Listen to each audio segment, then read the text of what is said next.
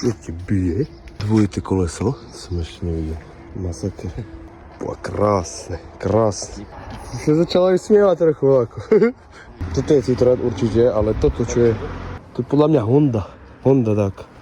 Ale aj tak, môžu tu mať miliónové autá, ale aj tak je jedna mašina. Jedna. Som sa zamiloval na prvý pohľad. Zdravím Peťa Bachana. Krás. A jeho krásku, ale bielej farby. Tie značky, normálne AD, to je normálne, ako bolo prvýkrát zaregistrované, tak od si máte značky. Zaujímavosť. Jeba tam nejaké lampo, nie? Za 2 mega. Toto?